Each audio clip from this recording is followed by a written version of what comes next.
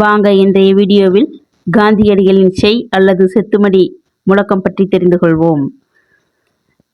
காந்தியடிகளின் செய் அல்லது செத்துமடி முழக்கம் கிரிப்ஸ் தூதுக்குழுவின் வெளிப்பாடு மிகுந்த ஏமாற்றத்தை கொடுத்தது. போர்க்கால பற்றாக்குறைகளினால் விலைகள் பெரிதும் அதிகரித்து அதிருப்தி தீவிரமடைந்தது. பம்பாயில் 1942 ஆகஸ்ட் மாதம் 8ஆம் நாள் கூடிய அகில இந்திய காங்கிரஸ் கமிட்டி வெள்ளையனே வெளியேறும் தீர்மானத்திற்கு வித்திட்டதுடன் இந்தியாவில் ஆங்கிலேய ஆட்சிக்கு உடனடியாக முடிவு கட்ட கோரிக்கை வைத்தது. செய் அல்லது செத்துமடி என்ற முழக்கத்தை காந்தியடிகள் வெளியிட்டார்.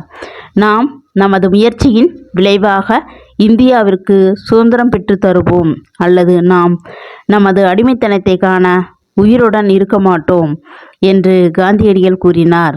காந்தியடிகளின் தலைமையின் கீழ் அகிம்சையான மக்கள் போராட்டம் தொடங்கப்பட இருந்தது.